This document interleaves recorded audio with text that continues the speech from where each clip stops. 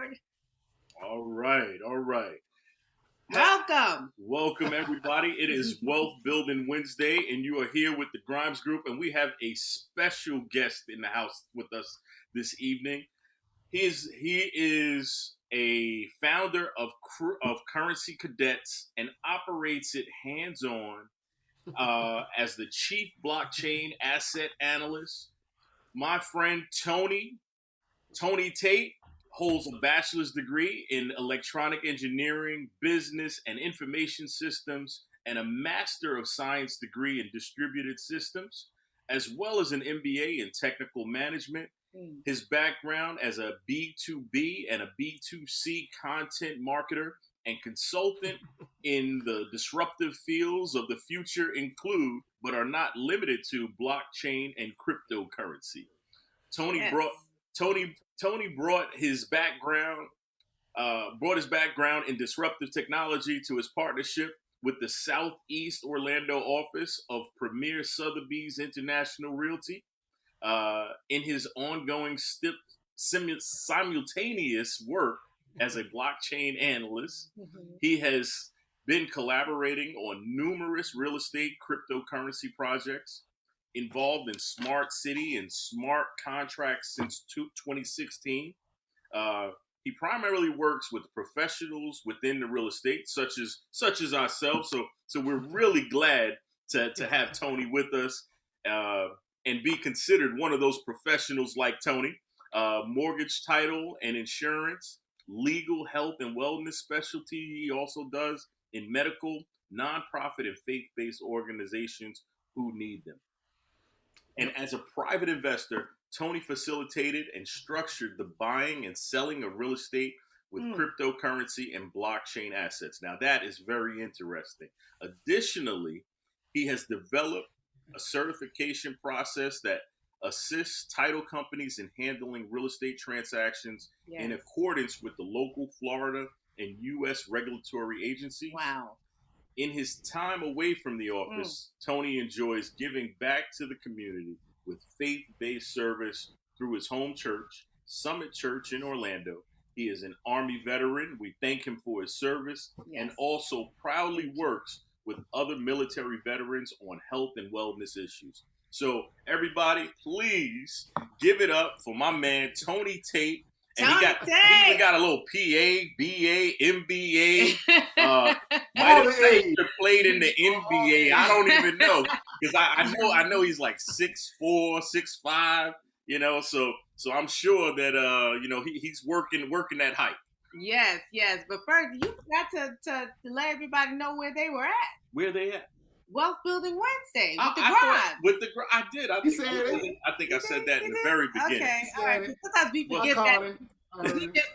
Okay. Sometimes we get that. We just start conversating, and sometimes we forget to let people know to tune in at 7 p.m. on Wednesdays in order to watch Wealth Building Wednesdays, where we have people that are doing their thing, showing us how to build wealth in a world like we live in. COVID has shown us a lot of things, and one of the things that we have seen is maybe you can't depend on a 9 to 5, right? So in Wealth Building Wednesdays, we attract people that will teach you, help you, assist you in finding ways and pathways to wealth. To generate generational wealth. Not just wealth, but generational wealth. We want this wealth to be passed on from tradition to tradition, from generation to generation. Yeah. And to create those traditions of people understanding how to utilize the skills and assets that they may not even know that they have. Correct. Well, welcome, Tony Tate. I feel like a drum roll. Like we should be doing drum roll here. But if you got some drumsticks, I'll eat one. Okay. Now I'm talking about the ice cream kind. Now the Nutty Buddies, y'all remember that? The Nutty Buddies, them kind of drumsticks. I'm not talking about no chicken. Oh, you forgot to mention he was in comedy. Oh, you know what? I didn't even think about. Well, his I've had a chance to talk to Tony before, so I know his comedy is going to shine throughout this whole process that we get on here. Yeah. Well, listen, I make jokes for myself Uh-huh. I'm the funniest person I know, so if you hear something that makes you want to chuckle, that's cool. You know, I'll welcome the company. But if you don't find it funny, that's okay because they weren't for you anyway. If you don't laugh, That's There you right. go. Absolutely. Well, thanks for mm, joining us, Tony. You know, sure thing. first of all, we had an opportunity to talk to you prior to this. And one of the things that I do admire about you is not just that you're fantastic resume, you know, that you can tell that you are a hardworking individual. You can tell that you are intelligent.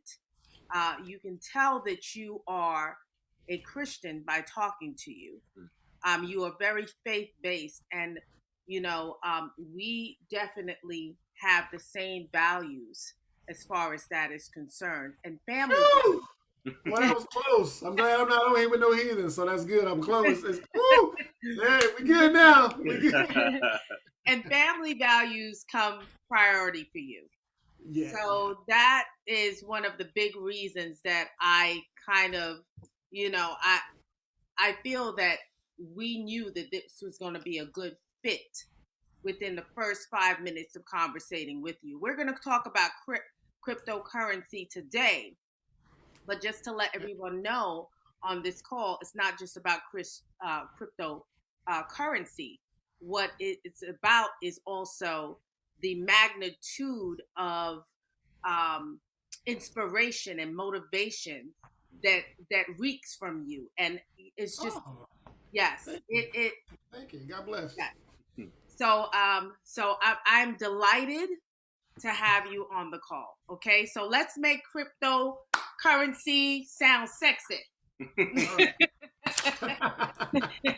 Sure thing. Sure thing. So, first of all, thank you so much for having me here. I think anybody that is within earshot or watching replay, what you guys do, you all embody that teamwork, and it really did make it a really easy yes for me to just come on and just kind of share what I've been fortunate enough to get by being, in the right or the wrong place, but at the right time.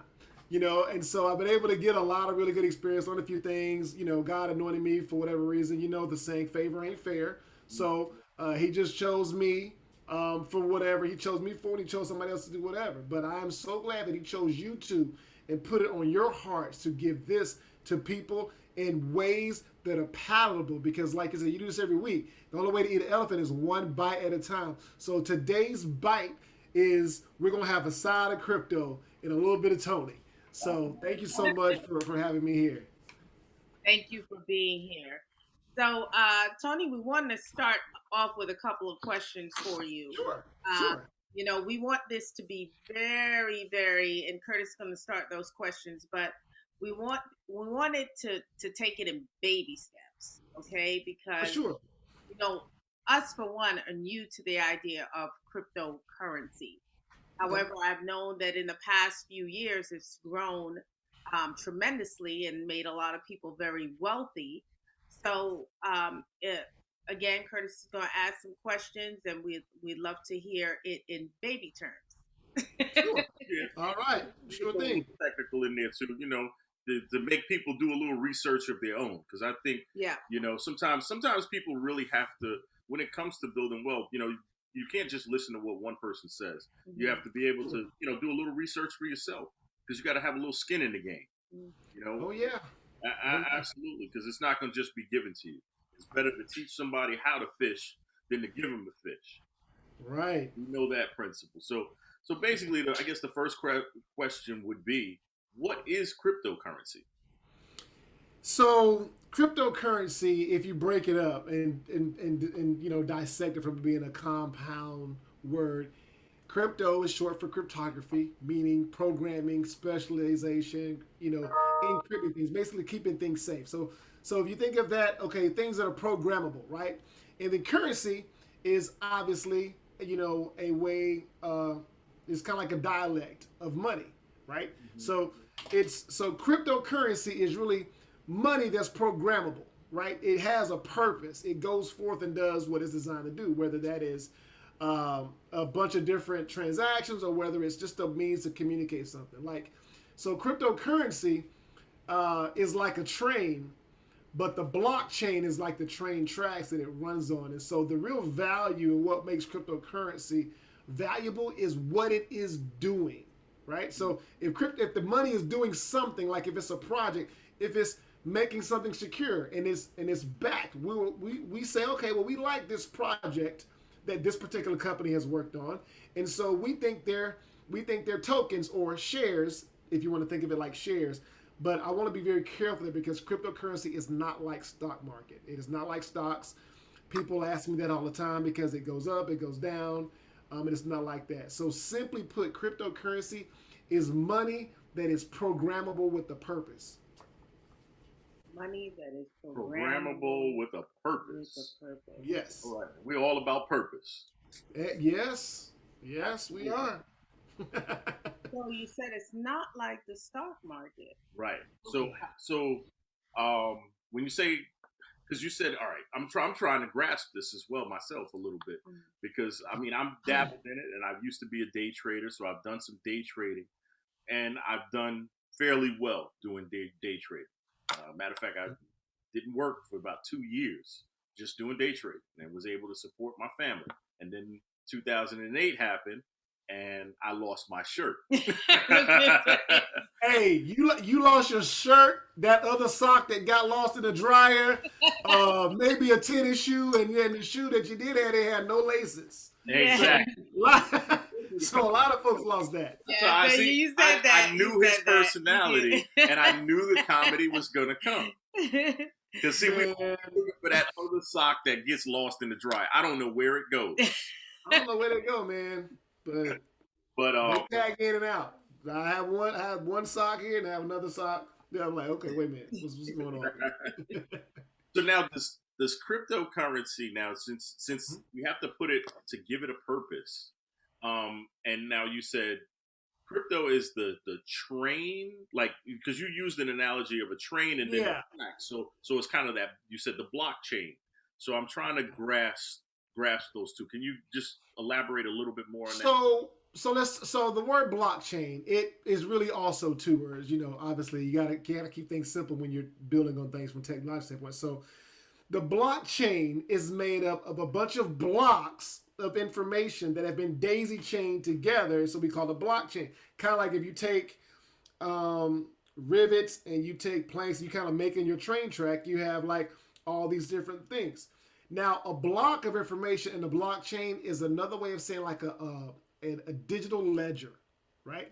You can go back that records transactions. You can go back to January the 3rd, 2009 and see the first Bitcoin transaction that was ever taking place, right? But now you won't see a name and an address and a phone number, all that kind of stuff. What you'll see is an alphanumeric string of about 34 characters that is case sensitive, that is where it goes. So we're talking about, I don't want to get too technical here, but basically banks have checking accounts or savings accounts or money market accounts. So banks have accounts, okay? Cryptocurrency has wallets. Mm-hmm. There is no bank with crypto. It is all decentralized, peer-to-peer. It's like, you got something, I want it, I send you the crypto for it through the network, I got it. There's it. There's no late fee, there's no chargeback, there's no wire fraud, there's no none of that. And so all those transactions are recorded forever, and it's immutable. Those of y'all that didn't take the SAT, that means that you can't delete it. You can't keep it quiet. It's always there. It's immutable. Can't get rid of it, right? Some of y'all got some family members that's immutable. Okay, they won't ever shut up. But the point is, you can't get rid of it. It's transparent. It is nothing but transparency. And so this blockchain, or this chain of blocks of information, it goes boom, boom, boom. And so once these transactions are confirmed, like, okay, this happened, and once you get, because remember, it's not centralized. So there is not like a wire transfer where you have like a wiring company or anything like that when people get wires. You guys understand that, you're in real estate. You know, wires have to come through. It has to be cleared. It'll pin, this, that, and the other. But with cryptocurrency, there is no central banking system. There's just the network, right? And so when you send crypto, if I were to send you some Bitcoin, let's say I were to send you like 5 Bitcoin or something like that. I ain't gonna do that, but let's say I was going. You can if you like. I know you won't stop me. I think You good like that? Bitcoin right now is worth about what? About Last I checked, this morning was about $55,000 a Bitcoin, so roughly be about 275. 275,000. Yeah, you Yeah, rough. but Now? So I send that to you. I would send that to you. Then once I sent it to you, that needs to be confirmed that that was a real transaction. And the way that is confirmed is because the network has like these different pools. Like all these pools are basically tens of thousands, hundreds of thousands, in some cases millions of computers together that are in there, and they're going through and confirming things. Now these computers are called miners, right? They're mining through the block, they're digging through the blocks of information, and they're confirming it, right? So once they confirm it, once you get 6 confirmations, boom, transaction was successful, and now you've got, the proverbial, not literal, Bitcoin that I sent to you, right?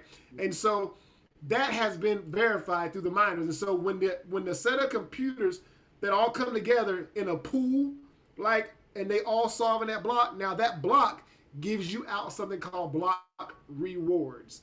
Those rewards is Bitcoin. The reward, so the Bitcoin is divided up between all the computers that help that block of information, and they all get a fractional amount of Bitcoin depending on how much power they contribute to the project. Remember when we was in school, we had that one kid in our group, in the group project, didn't do nothing, but he got the same grade as everybody else. Doesn't work like that in crypto. If you do a lot of work, you will get a bigger portion. That's how that works. So that's kind of the basis of Bitcoin mining. That's where Bitcoin comes from, and that's what a blockchain is, and that's kind of the essence of cryptocurrency. Now, there's other things here, but we're not going to get into that minutia, but that's kind of a basic information. That's what I teach all of the kids that participate in my Crypto Kiddos group. I have a group of kids ages 4 to 12, and I teach them about what is the Bitcoin, what is cryptocurrency, what is blockchain, what is a wallet, how does it work, and why they should care. Those are just the 6 different things that we teach those kids, because they're growing up with this technology, they're growing up with this money, and anybody that has a child right now that's in kindergarten, by the time they're 18, they won't have a bank. They will be their own bank through some type of a banking app. And I use the term banking loosely, but they won't need a bank. They're not going to know what a 2 to 3 business day hold is on a check, if they even have checks. Then it's not going to exist. So if we can teach these kids financial literacy now, and understand the technology now, then it'll be something that proves them well. But we have to give this to them now. We have to let them know this now and explain to them, basic principles about wealth building, even as a child. It don't start when you're adult and you got to figure out how to get off your parents' couch. It already needs to be second nature. Just like if they can nay, they should know how to do a transaction. Okay, don't make no sense. I said, how these kids know how to memorize all this stuff? They can definitely get down to memorize. I mean, they can't do algebra, but they sure know what Megan Thee Stallion's saying. Right? They get all of that, but you can't get. All right, now you get to preaching now. You're going to see people turn out. I'm gonna stop. I don't want nobody to turn off. If you're a heathen and you're a pagan, just stick with us. I'm gonna stop preaching for now. I'm gonna let that other stuff work through. Church we come out of, they said if they start stepping on your toes, just say ouch. That's all. Just say ouch. See, we were poor, and if you stepped in our shoes, then you gonna say ouch, not me. So we gonna fight. We had nothing. The only shoes I got, you stepping on them. So that kind of leads us to the next question. Yeah. So the realistic causes for crypto. What are some of the realistic what? The realistic causes for crypto. Like, where did it generate from? So remember back when you was talking about how you lost your shirt in 2008? Mm-hmm. Well, in October that year, a man with a pseudonym, or in my opinion, I think Satoshi Nakamoto was 7 different people, and maybe it was an anagram. That's my opinion. I can't prove that right now. Really, I don't care. But Satoshi Nakamoto is credited with writing the open source paper and that gave people the technology to write and design and code for Bitcoin in October 2008. 3 months later, the first transaction happened. So, crypto is and will always be money for the people. Hmm. You see, when you go to when you bank, if you bank in a Bank of America and you go and you in a hurry, you need to get some money. You need to go. Oh, there's a Chase ATM, and they're gonna charge you $4. You Yes. gonna get charged $4. Chase gonna charge you $4, and Bank of America gonna charge you $4. You're gonna lose $8. Yes. $8 to get your own money. It's your money. You're not asking for a loan. It's your money. Well, that $8 gets divided up Mm-hmm. by 24 different entities: Visa, Mastercard, the different. And I don't want to get in all this because this is the stuff that kind of makes me mad. But I don't use it. Like even in my business, I don't take credit cards. I take crypto, Venmo, PayPal, Zelle Pay, right? But anyway, the point is that money gets tied up. So if you somewhere where you need to spend like $35 and you got to go get an ATM, you got to go use ATM, and you put your money, you can't get it out because it's in multiples of 20. And I'm like, well, that's stupid. I ain't give it to you in multiples of 20. I gave it to you. I gave it to you. So I be able to get my money how I want my money. So you can only get it in multiple 20. You're lucky you find one to give you like tens. But it's just take and take and take. It's 12. I call it the cartel 12. Like it's going to be evidence by the end of this. You will realize I do not like the banks. I hate the banks. Yeah. Can't stand the banks. Banks stink. That's just my little thing that I remember. So it's divided up. You got like Bank of America, Merrill Lynch, Chase, Citi. You got all these different banking. They came up with the central banking system. That's why wires go through. It's why we do forex trading and all that kind of stuff. And it gets divided up, and everybody gets their cut. Mm-hmm. And so that right there, it just something had to be done. And so cryptocurrency came out. You pay a little bit of fee to the network, but that's it. There is no this, there is no both sides. It's one fee. The sender pays it, and that's that. Period. And so it kind of came out when banks and different things that were going on in our climate. I know it, but I can't boil it down in baby pieces. But let's just say this: some things had to change. We had to enable people the power to have their money go to where they want to go to without the government's interference and being all in your business, okay? And being able to, if I want to send you money, I should be able to send you money, and that's it. What I send you, that's it. And so that technology is very valuable, and that is what's caused the price of Bitcoin to go up. So Bitcoin was always money for the people. It's peer-to-peer. It doesn't need to be centralized. I think anything that can be centralized can be regulated. Anything that's regulated can be manipulated. That is why we just feel like, oh, well, nobody working. Let's just go and print out some money. Wow. Yeah. We'll worry about inflation later. We'll print out some money. But if you print out your own money, it'll put you in jail. See, the value isn't in the dollar. The value is in the resource that you paid for. How's $100 worth less than $10? They're the exact same thing with different numbers on them. In my opinion, this is a tool they use to get control. So that's just kind of how I feel about it. But it costs more than a penny to actually make a penny. Did you know that? Yes. Yeah, and it only costs 4 cents to make a dollar bill. Wow. And if things get bad, they just print out some more. It's okay, not a problem. They got the printers. We can't get them. Yeah. I wish I had. That's kind of how that is. And so that begins to devalue the dollar bill, and then there's fluctuations and all kind of stuff. And I don't want to get way in the weeds, but simply put, cryptocurrency was coming because here is the thing. I'll make this one parallel. Mm-hmm. When the internet comes for your industry, it's over.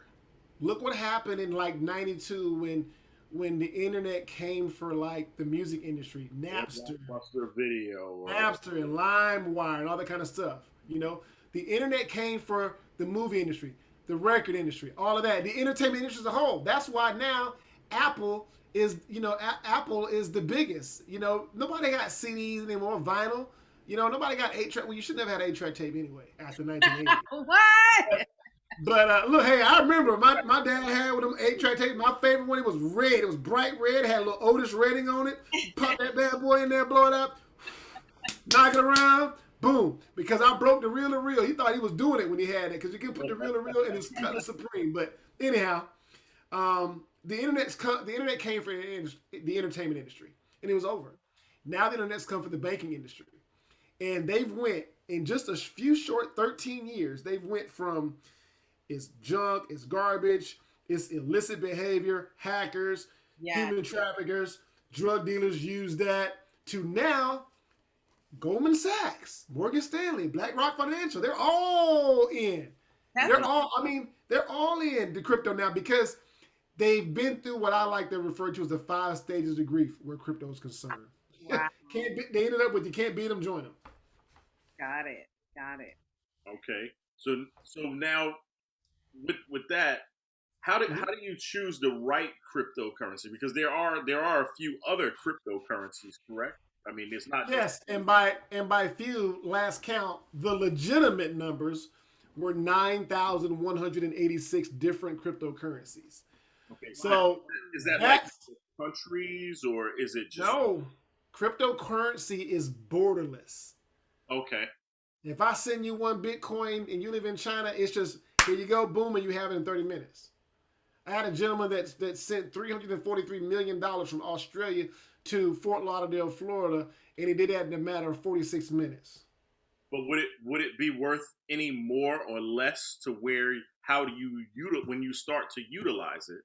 No, Would it be worth more or less? I wouldn't think so. Well, there's different kinds. There's crypto that's in the category that's called stable coins. And stable coins are just they're all pegged to the US dollar.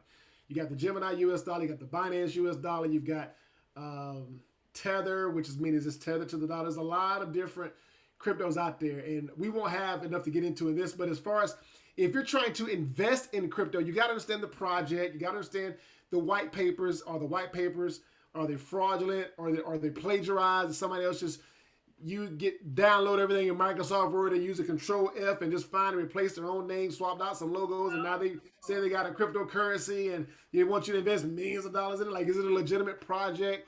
How do you check it? What is the market capitalization of it? You go to coinmarketcap.com and look at them all.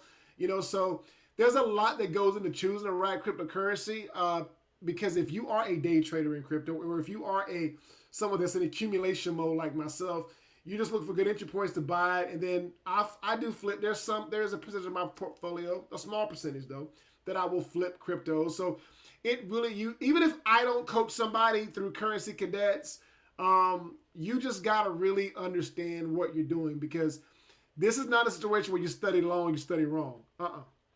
That's not the case. You really gotta look at what you're doing, and then if you're not going to do all the homework that's required in investing in it, then you're not investing, you're gambling. And you know what they say about gambling? The house always wins. Mm-hmm. So you got to make sure that you're doing the things that you need to do, because the reason why a lot of people don't understand crypto, and I'm not saying, this directed to anybody that may be watching, but the general public doesn't understand crypto because the general public doesn't understand money. Okay. We used to they just don't. Like, old folks were correct when they had their money in mattresses and in coffee cans and mason jars. Or if you were like my grandma, we used to call it the booby bank, because we would go and get we asked for some money for ice cream, man. She would pull it right out of her bra, and we had to run down the street. We try to hold like this because it's sweating. I don't want to sweat $1 bill. I just want to get my, So they kept their money close to them. My grandma always told me, said, if the house catch on fire, that's right, grab the mattress. Right. Because all the money, it was in the mattress. She would say, grab the mattress and drag it outside. Grab the mattress. Because she did not put money in the bank. She didn't put money in the bank. It's like, it's a building. If you really think about it, why do I have to give somebody else my money to hold? To hold it. I get the security, and this is somebody can bring it. It's not safe. You travel, somebody get it, they got it. I understand all of that. I get all of that. And, and I don't want to get too deep here, because I feel like things that God just kind of gave me, and I don't really, some of it is it gets a little deep, but I will simply tell you this, man. If you felt money going out of your hands as much as you spend it, it'd be a different feeling. I know Dave Ramsey likes talking about the envelopes and stuff like that. And if you physically pay your bills, I don't think envelopes are necessary. You can do that with like debit cards now, if you want to do that system. But I teach you don't feel money. Huh? What's that? I teach the debit card system. So But the thing about it, when you swipe, you don't feel it. Most people, if you ask them right now without cheating, how much money do they have in a checking account down to the penny? Most cannot tell you That is correct. because they done swiped and something's pending. Oh, I forgot. Or they done went and got gas. And they're like, oh yeah, I got some gas. And forget that they only authorized for $1, but then $45 come out. But if you had $45 in your pocket, you had to pay for gas right then and there, you would know. Mm-hmm. I had to get some gas, so I got $5.12. You know, including what's in the dash. You know, And, so and you know what? Just to touch on that a little bit, mhm. we are becoming a society where feeling money is odd. Like, it's very rare that you would have someone that has the cash on them to pay for something right there. Everything's done through, A the debit debit card. card or Mm-hmm. Venmo or what's the other one? Yeah, It's because you're becoming desensitized to your money. You're yeah. becoming you don't feel it, so there's no sensation of loss. You're not giving something, you know. Mhm. That's why little kids, they see Legos, they see candy, they got a handful of candy, and they see some more candy, they will risk the candy in their hand to go grab another piece of candy. You cannot get what they want out of their hand, you know. Absolutely. That's just how it is, and it's I do some teachings and workshops and stuff like that, but it's psychological, and but simply put, people don't understand crypto because they don't really understand money. Mm-hmm. They know what currency look like the dollar bill. That's U.S. currency. They know what it looks like, but they don't really understand money. Because there's really only been 5 instances of money in human existence. You had beads and nuts and rocks. Then you had precious metals like gold and silver, and then you got like commodities. You got like food. You swap it. You have the barter system going. Then you have like plastic, and now you have crypto money you can't even touch, Exactly. but it's there. Yeah. But And this is just where we are right now. that's what's so important about, I guess, the ledger part of it, because uh, keeping track of it, because a lot of people don't keep track of their money. So that, I guess, that's that intricate part of it, is that ledger. Because like me personally, for my finances, I use Quicken or whatever to keep a ledger, to balance my checkbook, to know where all my money is being spent from, so I can go back and tell you where I lost my dollar back in 2008. You know, Right. if it was spent then, it's a record of it. So having a record of it, definitely I can understand that helping. And the weird part about all of that too, as far as having a record of it and using it and things like that, when you think about it, and we like to talk about how most people, if you're faith based and you believe that even in the church sometimes it's hard for people to paying tithes, right? But if you are faithful over a little bit, you'll be faithful over much. Yes. Right. And some people don't have more because this is the part where, okay, so God, we're not supposed to judge nobody. Judge not lest you be judged, right? That's Matthew 7:1. We're told that, right? We're told that. We're told to be fruit inspectors, right? Because apples don't grow on orange trees, right? So when I see people, and listen, you can be mad at me all you want to if you're hearing this. I don't judge your It's soul. okay. It's I okay. don't, I don't judge your soul. I don't judge your heart or your intentions. I'm not a discerner of soul. That is God. I will say this though. Mhm. I can look at your checking account and see what's important in your life. Absolutely. I Absolutely. can. You show me 3 months bank statements, and I know how you live. I know what's a priority. I know what's not. You live. I know whether you're living beyond your means or not. I know that. I can see that. And I don't mean nothing by this. But I will say this: if you have bounce check fees, if you have late fees, if you got penalties, you're not being a good steward of what God gave you. You're not. You can be better. You can be better. And you asking God for more, but you not managing what you got in your hand. Come You on gave now. me Come on. All right. goosebumps. Now the preacher's coming out. I see. I didn't get that part yesterday. I didn't get that Yeah, part. And, part. That's but the thing is, cryptocurrency is the same way. yeah. There is no central crypto system that's going to tell you, oh, you know what, you got scammed. Okay, we just gonna give that back to them. We gonna go after them, right? That's no. You need to understand where your money is going. Why are you spending it?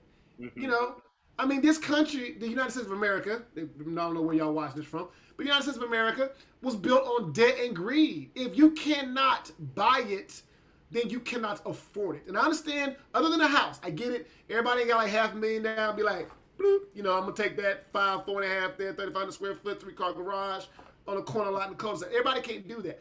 So yeah, there's that. But at the same time, at least that asset appreciates. Because let me tell you something right now. There are laws in this country where people, like, the banks would charge you more interest if they could get away with it. Yeah, exactly. It's called usury laws. These buy here, pay these payday check loans. Yes. yeah. I'm sorry, I had a flashback because I had one of my children wanted something so bad. It's like, hey, can you show me? Hey, what is a good payday loan? And I thought I was gonna die. I felt like somewhere I failed you. You living in this house, wearing them clothes, eating this kind of food, Oh, we did you know, and you asking about a payday loan. Now that you're on your own, what are you doing with your money? To this day, my son's been living on his own for 3 years. To this day, I say, hey man, I ain't got no problem giving you money or loaning you money, but it's gonna be with interest, just like the bank would do. And I need to see your last 3 months paychecks. I need to see your last 3 months bank statements. Mm-hmm. Mm-hmm. And I know you don't have to pay for that because he banking Navy Federal. And to this day, I'm gonna say like my grandma said, I ain't seen nan statement. This boy 24. I'm not co-signing. I got one of them.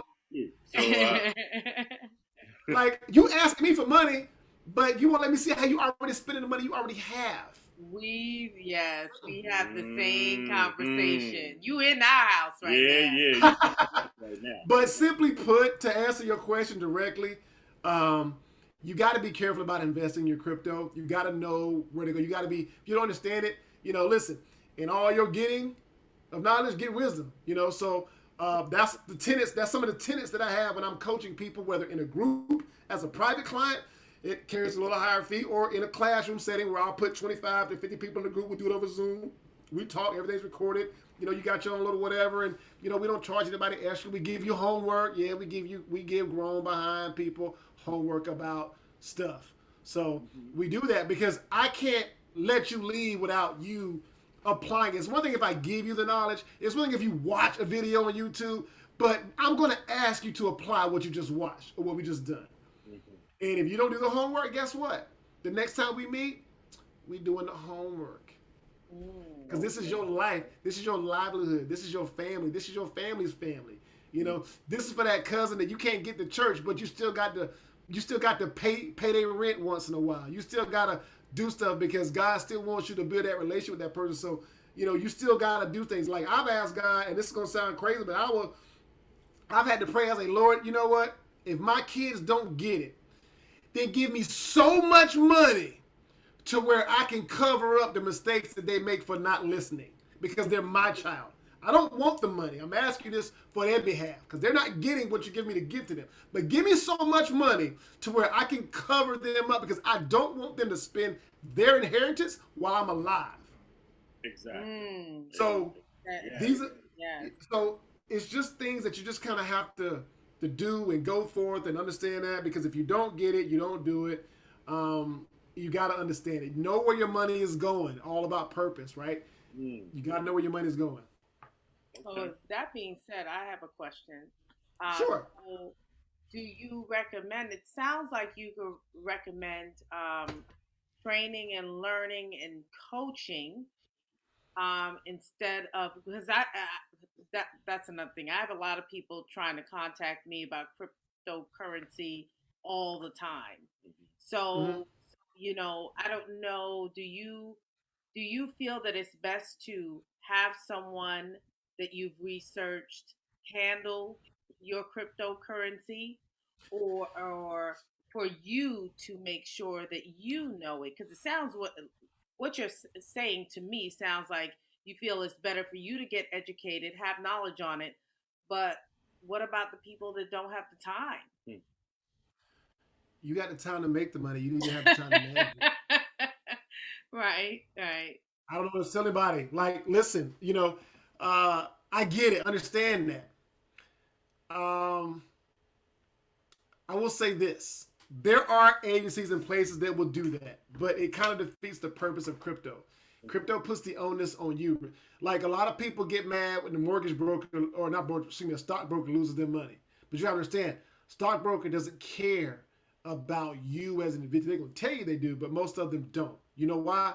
If they were really good, they would base their success solely on what they make or don't make for you. Right. But that's the case. They get a salary. You got to pay a you got to pay money to sell it. You got to pay money to buy it. And whatever happens, happens. Like, hey, man, I think you're making a good deal. And they want you to carry a large balance because they're going to get out of that hedge fund anywhere from 0.5% up to 7% off of that.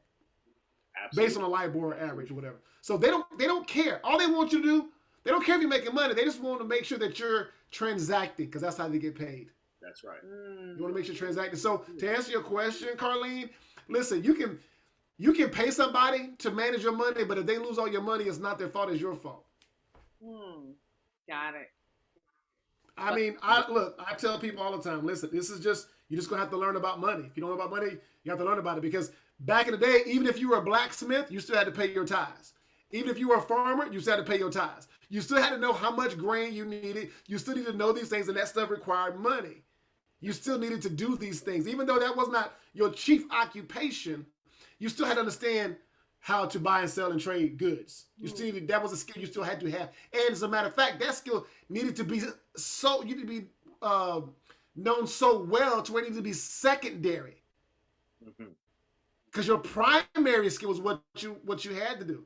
Like there was a time a long time ago when somebody last name Miller, yeah, they were a miller. They worked in a mill. People who were last name Farmer, they were actually farmers. You know, people whose last name is Falconer, you know, because my son's parents, you know, well, my son's grandmother, they're from Trinidad and Tobago. And so, you know, Trinidad. Faulkner means, what's that? I said, I'm from Trinidad. You a TT baby? Oh my Lord. Yeah, my children are one generation. Their mother, boy, listen, a long time ago when I used to be really good looking, I used to model, and that's where I met their mom. Ooh. And she, don't laugh, I used to be a good looking man, but she is from Trinidad. Okay. So they look a lot like her. They got her skin, but you know, whatever. But anyway, my point was, I almost got lost there for a second. The point is that you really got to understand what to do with your money. It's on you. Like God gave you that money, right? So He's gonna make a way. He's gonna make it important for you. Like you know, doctors make what they make, and bakers make what they make. Okay, but everybody got to pay tithes. Amen. Absolutely. You know, I mean, think now. This is where I'm gonna get a little bit deep. And I'm going to tell you how I really feel about stockbrokers and people like that. People always talk about how much God loves you, but they don't talk a lot about that time when God, when Jesus like lost it and flipped the table and chased them out of there with a bullwhip. People don't talk about that because they made God's house. They made it a den of thieves. So Jesus said they were a den of thieves. But what were they doing? What were they? They were money changers. Money traders, yep. Money changers. So that could be gambling. That could be they're taking your money, doing maybe some medieval or ancient Ponzi scheme. I don't know what it was. But they were changing money into something else for something else. Now, God isn't going to do that if somebody got like a little tomato stand. They were changing money. They were gambling. Some translators say gambling. Some say brokering. So what were they doing? I don't like giving nobody no money. So for me, if God felt that way about a money changer doing that in his house, again, they were thieves, and I'm not trying to start a new religion. I just think about things in a very weird and humorous way, and you read the Bible for your own interpretation. That's not what this is. But money changing was enough for Jesus to flip the table and chase people out of the church with a whip. That's why even if I go to church, when churches are open again, when I go back to church, somebody starts talking to me about business, I'm like, you're not going to have the Holy Spirit chasing me up out of here with a whip. I hear you. No, I don't want to do business in the church. There is the business of church, but that's what you call it in ministry, like the Levites were, right? They still had to do stuff, you know. They still got taken care of by the congregation. So, anyway, I'm getting way deep here. None of this is about crypto. No. But what I'll simply say is this. When you're paying people when you're paying people to manage your money, you have to watch them. Like now your job is supervisor. Now you supervise somebody. They're working for you. They're making your money. Just learn it. And you don't have to be in it every day, but it should be secondary, because if you are faithful over the little bit that God gives you, if you're faithful over the tens of thousands, He'll give you hundreds of thousands, and He'll give you millions, and it's all for His kingdom, because there's never been a U-Haul behind a hearse. You can't take it with you no way. That's right. I know that's right. Not at all. Not at all. So now, when and that brings my next question. Honestly, from what you were saying, what kind of systems are in place to manage the risk and the cost of it? Of being a good. Tons. So there's no system in place to kind of manage. So how do you personally manage your? Oh, I'm sorry. I said tons, not none, but tons. Tons of systems. There's lots of systems. There's a lot of fail safes. There's a lot of limitations.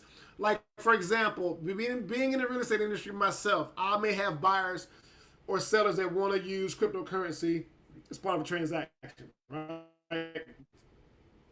Well, a lot of these underwriters now are finally getting there. Well, I want to say they come to the 21st century, but a lot of them right now, they're just in a place where they're just now understanding it, and they know how to read a statement where you got to have seasoning requirements. You got to have this money for a while, and it's got to be worth whatever, for you to conduct the transaction. Well, if you're not using an FDIC insured or an NCUA insured or an SIPC regulated cryptocurrency exchange, you should, because there are a lot of those that are on the U.S. soil, and if you lose up to $250,000, just like a checking account, if something happens, you get hacked or whatever, it's insured. They'll do the investigation, but they'll insure your account up to $250,000, just like a regular checking account at a bank, for this FDIC insured. So there's a lot of different mechanisms and things in place for people to learn to keep their stuff safeguarded.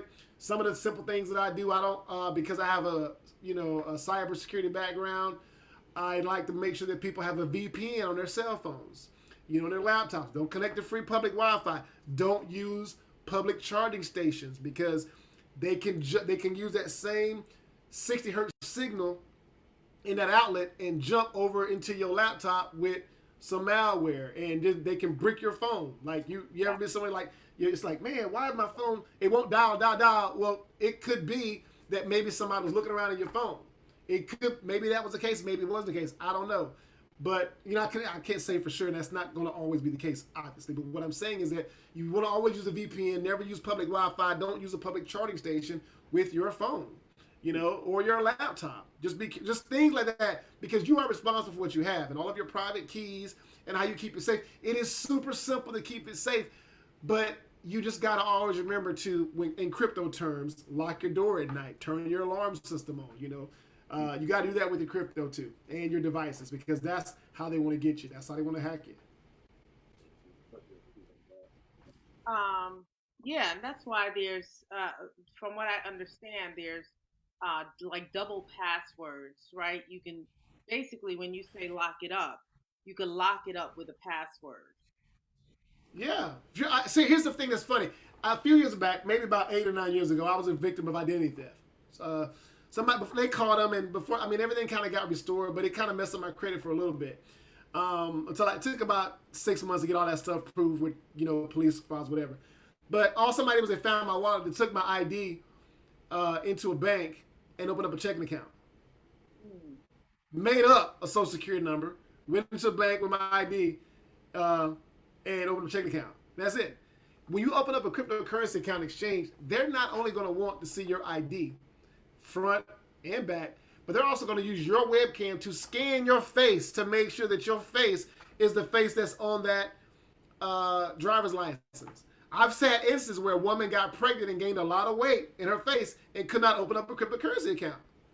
Okay, Wow. so now when you say that, I'm trying to think, because now what about like Robinhood? You have Robinhood, you have Coinbit, and what are some of the other? Coinbase. Yep. So I'm being recorded, so I'm going to tell you this. I'm going to speak factually. You will never, if you buy cryptocurrency Robinhood, you will never hold it. You're buying it They're holding it, and if you ever want to transfer it out, you can't. You have to be forced to sell that and get the money for that in your checking account. And when you do that, that is automatically triggering a taxable event, whether you are ready for that or not. Now, if you buy crypto in a legitimate cryptocurrency exchange, I'm not saying Robinhood's not legitimate, but what I will say is that you will never be able to have possession of your crypto if you buy it on Robinhood. You can transfer it out into what we call a cold wallet or a hard wallet, and that way you're not necessarily cashing it out by turning it into cash to put in your checking account. Because when you buy cryptocurrency and you sell it, you can put that cash in your checking account the very next day. Okay, so it's not like stocks and bonds, annuities, where you sell it, then you got to wait 10 days, and then you're going to get taxed 20% because you're not 65 yet. Then you got to pay like another income tax, on 10% of that. That's taxed at like 15.7%. So it's not like a traditional stock in that way. You sell your crypto, you sell your crypto that day, and you want to get the cash for it. It's in your checking account the very next day. If you are with a legitimate exchange, that is how that works. But if you buy crypto, you can take it and move it from one wallet, from off the exchange into another wallet. So if it's another wallet, guess what? Just because you moved it, you're not getting taxed for it because you just moved it. You didn't cash it out. It's like if you buy Amazon stock and you move it, you roll over your IRA from one investment entity to another one. You're not paying tax on that, just rolling it over, right? So in order for you to roll over your crypto from one exchange to another exchange, the wallet inside the exchange to your own private secure wallet, guess what? You need to have it in a legitimate exchange. And you can't do that with Robinhood. Sorry, can't do that with Robinhood. I don't like them. I ain't never liked them. And I can say that and be honest. I hear you. But you were freezing there for a second. So what if you Oh, have, I'm sorry. not you particularly, but what if someone has bought crypto in Robinhood, right? And now they want to sell it. Or So put they it in have to transfer Yeah, it. they can sell it. Yeah, they have to sell it back to Robinhood. They cannot withdraw it from Robinhood and put it somewhere else.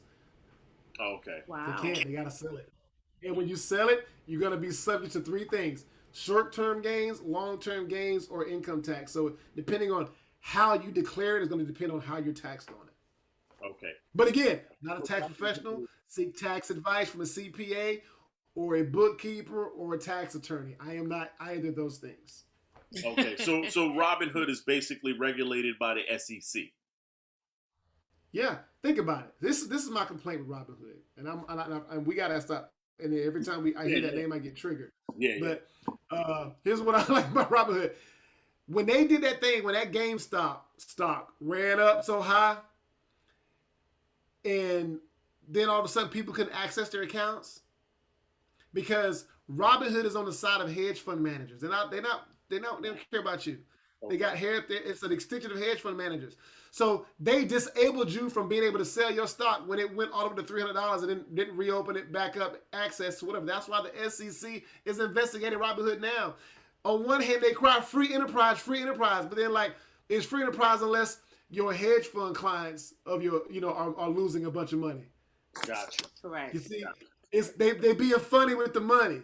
Mm-hmm. So I don't like that. I don't like that. So how do we create a wallet? Where do we go to get You go well there's a lot that you can download. If it's just a wallet, there's a lot that you can download. I'll tell you about the free ones. There's a free one that's called the Trust Wallet. It's got a white background, looks like a little shield, the Trust Wallet. Another is called the Exodus Wallet. You can go to www.exodus.io and you can download that for your Mac, your PC, your cell phone, whatever. You can download those. Now, having those wallets, you need to already have crypto to put into them. If you want to get on a certain exchange, you can do that by going to different ones. Here's a shameless plug. You can go to currencycadets.com/Gemini, like the astrological sign, currencycadets.com/Gemini, GEMINI. If you do that, you'll get $10 with the free Bitcoin for using that specific link that I just shared with everybody. So, and I like that link because that link does all the verification for you. You can download, what you've had, how long you've had it, the gains you've made. If something happens, you just settle this in your checking account the next day. I like them because they're FDIC insured. They do an amazing job. They're actually accessible. If you send them an email or send them a chat message, somebody will get back to you. And discuss your issue, and they'll get it fixed. So I like them because they're also based in New York City in the financial district, so you can actually go and knock on their door if you need to. Wonderful, Nice. wonderful. We're getting close to the hour, Hmm. so Okay. if we're not almost past it already, No, we're um, right about at it. okay. So what I really want to know is, Mm-hmm. um, where can everyone find you? Because you're I'm very accessible. If they want to search Facebook, just the name Tony Tate, they see this milk dud with a face on it. Basically Mr. Potato Head with not as big eyes or big lips. They can find me, send me a message, I'll respond. But more importantly, if they're looking for information about crypto, they can go to currencycadets.com. Right now, we're revamping the website. So if they want to stay on social media, they can go to Currency Cadets. They can just search for currencycadets.com. They can like the page. And then when they like the page, they can click visit the group. And I'll add anybody in for free. They just have to answer the questions. And if they say Carlos or Carlene sent me, then I will add them free of charge. They can be a fly on the wall. It is a safe place, so they can ask any question they want to, and somebody will answer it. And I'll go through and I'll tell them if the answer is right or wrong. But that's where we are. We're on Instagram, we're on YouTube, we're on Facebook. So they can find us. It's pretty simple. We like to do what we do. We can help because I want to create a safe space because our logo, not logo, excuse me, but our tagline is that currency cadets, we make currencies make sense. So if we got to get the butter from the duck, that's what we're gonna do. From the absolutely. duck. That's a new one. I ain't never heard that one Oh, before. I'm country. I'm country, so I might say stuff like that from time to Now, time. what part of the country are you from again? Where you from?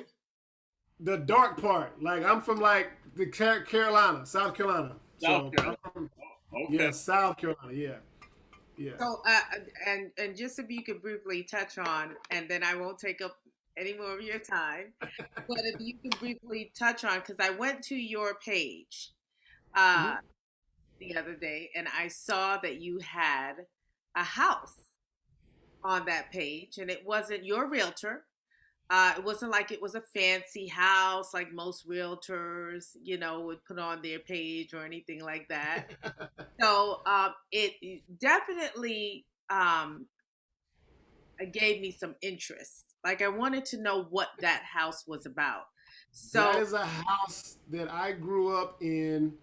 I grew up in it. The lived there all my life, but that is a house where I lived in. I lived in that house. It was, four adults and one child lived in a two-bedroom house that was not up to code by any means. Hmm. mm, And no matter how many millions that I'll keep making and things like that, no matter how many other people, last count I think over 30 people become millionaires in the last 2 years, um, I will never forget that home. And that will always be a comfort photo because no matter how many millions I make, I want to always be able to look at that and know that that's where I came from. If I came from that, you Hmm. know, then anybody who came from more than that can have more than I have, than I'll ever have. mm. And that gave me chills because I think it was important to have you on here as well because I feel like sometimes people will look at you or look at me and Curtis or someone else and Hmm. say, "Oh, well, you guys got it together," but they don't know what Yeah. happened prior. They don't know Yeah. how we grew up. Hmm. I grew up in a house like some people would say they called it, and this is the first time I'm probably saying it ever, but they called it the Little Shack on Eli Avenue. I remember Yeah. that, and I had a song made about me. So it hurts me to my heart, but you know what it does? It reminds me that it was the outside, but what was on the inside, the love that my mom had for me, the hardworking ethics that she had, taught me how to make that even not matter. Hmm. So if I ever had to go, Yeah. to a place like that again, as long as I had love, in my heart and work, Yeah. please, that stuff doesn't even matter. Absolutely. So that's Yeah. why. You cannot have any glory without a story. can't have any glory without a story. It's just that simple. That is the truth. That's Amen. the truth. And when you look at a lot of people's stories, it kind of it gives you a basis of that you're that anything's possible in this life. So that's why it doesn't pay to Yeah, envy, jealous anybody. We can all make it. There's enough out here for all of us. Correct. yeah. I mean, if you think about it, in finality, I know what it's like to go to the store with the green $10 food stamp bill.